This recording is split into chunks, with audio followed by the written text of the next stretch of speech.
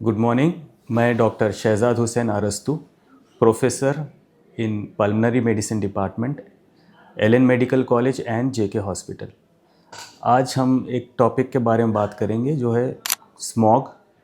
Smog मतलब है कि स्मोक और जो फॉग होता है, जो कोहरा होता है, जो विंटर सीज़न है, इसमें ये बहुत कॉमन है। ये दोनों चीज़ जब मिलती है तो एक स्मोक की डेंसिटी बढ़ जाती है। इसकी वजह से बहुत से सिम्टम्स पेशेंट को आते हैं। यूजुअली रेस्पिरेटरी कंप्लेंट ज़्यादा होती है पेशेंट्स को, क्योंकि जो स्मोक और ये स्मोक जो इनहेल करते हैं उसकी वजह से इनको सिम्टम्स बढ़ जाते हैं। यूजुअली जो अगर पेशेंट को आस्थमा है या पेशेंट सीओपीडी है या कोई क्रॉनिक स्मोकर है, जो पेशेंट्स को क्रॉनिक लिवर डिजीज़ या हार्ट डिजीज़ है, ये पेशेंट्स में ये परेशानी या सिम्टम्स इनके अचानक बढ़ जाते हैं। तो पेशेंट को ज़्यादा खांसी होना, सांस फूलना, और अगर कोई एलर्जीज़ है वो भी ज़्यादा होती है ये सीज़न में या स्मोक की वजह से। और एक चीज़ है कि जो प्रेग्नेंट लेडीज़ है और जो छोटे बच्चे हैं, इनमें निमोनिया भी कॉमन है एक सीज़न में, क्योंकि ये स्मोक के टाइम या सर्दी की वजह से ये हवा में जो है वो वायरस या इन्फ्लुएंज़ा ये कॉमन रहता है।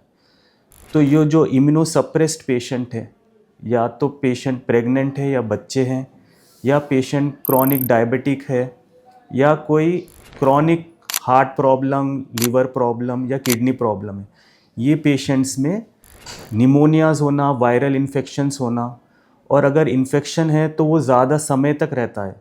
यूजुअली निमोनिया 5 से 7 दिन में कम हो जाता है, बट ये जो पेशेंट्स है इनमें ये निमोनिया थोड़ा प्रोलॉन्ग होता है, लॉन्ग टर्म सिम्टम्स रहते हैं। किसी को खांसी 1 आध महीना या 15-20 दिन तक सर्दी रहना, सीने में जकड़न होना, टाइटनेस होना, ये सीज़न कॉमन है। और एक चीज़ है जो एलर्जीज़ है, एलर्जीज़ भी ये सीज़न में कॉमन है, क्योंकि स्मोक और डस्ट पार्टिकल्स नीचे की तरफ रहते हैं, मतलब हवा में ऊपर नहीं जाते हैं। जो कंडेंस पार्टिकल्स है वो ज़्यादा इनहेल करते हैं, तो प्रॉब्लम स्मोक की वजह से बहुत कॉमन है। तो इसके लिए अपने को बेस्ट है आपको प्रिवेंशन लेना पड़ेगा ये चीज़ों में। अगर आप अर्ली मॉर्निंग और जो ठंडे समय है या लेट नाइट बाहर जाना अवॉइड कीजिए। यूजुअली मास्क पहनना अच्छी बात है। जो पेशेंट्स को आस्थमा या सीओपीडी है, मास्क लगाइए। और अगर क्रॉनिक प्रॉब्लम्स है किसी को, वो लोग वैक्सीनेशन भी ले सकते हैं। ये लगवाना है, या रेस्पिरेटरी सिंसिशियल वायरस, एक और वायरस है, इसका वैक्सीन भी अगर लगवाए तो ये सिम्टम्स और ये इन्फेक्शंस जो है उससे काफ़ी उनको बचाव मिलता है।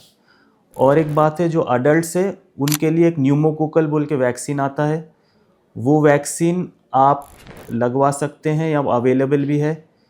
ये वैक्सीन हर 5 साल में लगाना ज़रूरी है। जिसको हार्ट प्रॉब्लम है, आस्थमा, सीओपीडी है, या कोई भी क्रॉनिक लंग प्रॉब्लम जैसे आईएलडीज है, इनके लिए अगर ये वैक्सीन लगाएंगे तो सीरियस कॉम्प्लिकेशंस जो निमोनिया के होते हैं, या तो पेशेंट को बहुत ज़्यादा निमोनिया, आईसीयू एडमिशन्स की ज़रूरत से ये लोग बच सकते हैं। 100% प्रोटेक्शन तो नहीं है, बट एटलीस्ट इनको 70% प्रोटेक्शन मिलेगा। और अगर निमोनिया भी होगा तो उतना सीवियर नहीं होगा कि हम उनको नॉर्मल मेडिकेशन से कंट्रोल कर सकते हैं।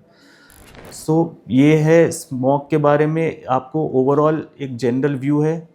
और अगर आपको ये इन्फॉर्मेशन अच्छी लगी तो आप ये वीडियो को लाइक, शेयर और सब्सक्राइब कर सकते हैं। और अगर कोई कमेंट्स भी है तो आप कमेंट कर सकते हैं। Thank you.